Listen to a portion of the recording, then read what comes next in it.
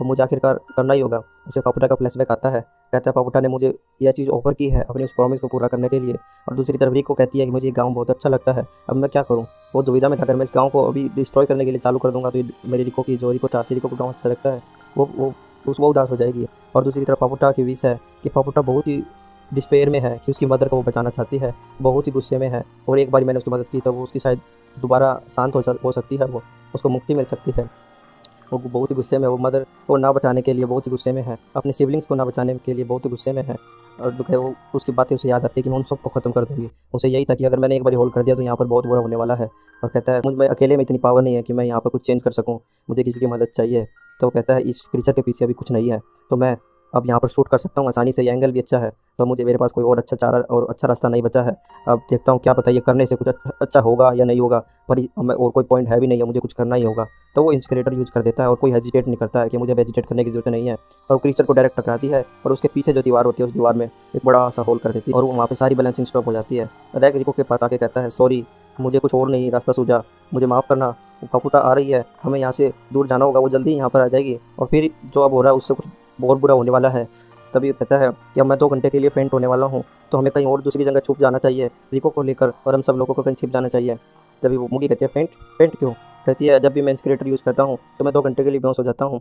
तो अभी मेरे पास कुछ मिनट बचे हैं, मैं तुम लोगों को कहीं किसी ऐसी जगह पर पहुँचा सकता हूँ कहाँ जहाँ पर कोई खतरा ना हो। तो वो मुगी को वो हाथ दे देता है और तुम मेरे को एक फेवर कर सकती हो, एक उसको ऑर्डर देता है कि तुम रिको को सेव कर सकती हो, कहीं ऐसी जगह पर विलेज के किनारे पर लेके चले जाओ, और एबिस में मत लेके जाना क्योंकि एबिस में बाहर बहुत ज़्यादा खतरा है, यहाँ से बहुत ज़्यादा खतरा है, यहाँ पर तो कुछ सेफ भी रह सकती हो तुम, तो तुम इसको ले जाओ। तभी कहते हैं प्लीज़ प्लीज़ तुम मेरे लिए काम कर दो। वो कहते हैं मैं ऑफकोर्स मैं तुम्हारा जो तुम कह रहे हो वो मैं कर दूंगी। मुगी बोलती है पर ये बहुत ही बड़ा ऑर्डर है, इतना मैं अकेले हम 3 नहीं कर सकते पूरा।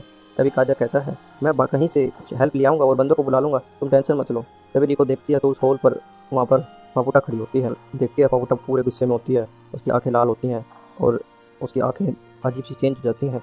और तभी वो जो क्रीचर है उस पर हमला करता है पापुटा के ऊपर, और वो रोबोट उस पर अपनी लेजर से हमला करता है और कहता है स्टैंड बैक, तुम अभी हमारी रानी के प्रेजेंस में खड़े हो, तुम्हें ऐसे नहीं हमला करना चाहिए। पापुटा कहती है रैग तुम्हारा बहुत सी शुक्रिया, तुमने मेरा ये काम किया, पर पापुटा अब किसी को माफ़ नहीं करेगी। तुमने मेरे सिबलिंग्स पापुटा तुमने मेरे सिबलिंग्स के जैसे इसी भूखी आंखों से देखा, ऐसे उन आंखों को मैं बिल्कुल भी माफ़ नहीं करूँगी। पापुटा कहती है उन जो जिस मुंह से तुमने और जिस जीभ से तुमने मेरी इस प्रे किया मेरी माँ के सामने कि हमें बचाओ, और उस मुंह को मैं बिल्कुल माफ़ नहीं करूँगी। जो फॉर्म तुमने ली है उस फॉर्म को मैं बिल्कुल भी माफ़ नहीं करूँगी, उसको नष्ट कर दूँगी। मेरी माँ की जैसे तुमने शरीर बदलता रहा और तुमने अपनी स्किन बचाई, इस स्किन को मैं उधेड़ दूँगी। आज मैं किसी को माफ़ नहीं करूँगी। तुम्हारी इस ज़िंदगी को जो ज़िंदगी तुम जी रहे हो इतने सालों से, उस ज़िंदगी और वो भी मेरे इतने भाइयों की ज़िंदगी लेकर तुमने जो ज़िंदगी जी है उस ज़िंदगी को मैं बिल्कुल माफ़ नहीं करूँगी। पापुटा का कोई इंटेंशन नहीं है आज तुम्हें माफ़ करने का। जो तुम ये ज़िंदगी जी रहे हो इतनी अच्छी खुशी भरी वाली, खुशी और दुख और ये जो एक्टिविटीज़ तुम करते रहते हो रोज़, अब मैं इसको और ज़्यादा बढ़ने नहीं दूंगी, और ज़्यादा तुम्हें जीने नहीं दूंगी। तुम्हारा जो एग्जिस्टेंस है आज मैं तुम्हें राख में मिला दूंगी। पापुटा आज अपना बदला पूरा लेगी। पापुटा का जन्म ही इसलिए हुआ था कि इन सब चीज़ों को जो तुमने कुकर्म किया है वे मैं भूली नहीं हूँ।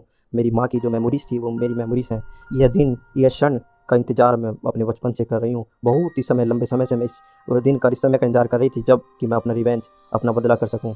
आज मैं तुम्हें कोई भी थोड़ा सा भी समय नहीं दूंगी अपने आप को प्रिपेयर करने के लिए, और आज तुम सब लोगों को मैं इरेडिकेट कर दूंगी, तुम सबका बिल्कुल नामो निशान मिटा दूंगी। आज सारे क्रीचर वहाँ देख कर चौंक रहे होते हैं, आज हमारा साल्वेशन, आज उद्धार होने वाला है। तभी वो गून को कहती है अपने रोबोट को मेरे इस बदले के बीच में तुम मत आना, तुम बिल्कुल भी इंटरफेयर नहीं करना सासो, मैं देख लूँगी। तभी वो क्रीचर फिर दोबारा उठता है और वो पापुटा के ऊपर बैलेंसिंग की पावर से हमला करता है। जो साइड होती हैं बैलेंसिंग पापुटा के ऊपर लिपट जाती हैं। तभी वो पापुटा कह रही होती है मेरे बड़े भाइयों, मेरी सिस्टर, मेरी बहनों, तुम्हारी छोटी बहन आ गई है। अब जो तुमने अभी तक हमारी मदर को सपोर्ट करने का तुमने बहुत अच्छा काम किया है, बस अब तुम्हें और करने की जरूरत नहीं है, मैं तुम्हें मुक्त करने आ गई हूँ। और वो उन सबको ऑब्जर्व कर लेती है, सारी जो बैलेंसिंग की पावर को है, और जो अपने वूंड को हील कर लेती है और पूरी तरह से हील हो जाती है। वो उन सबको ऑब्जर्व करने के बाद वहाँ देखती है तो रिको भी कहती है ये तो पूरी तरह से हील हो गई।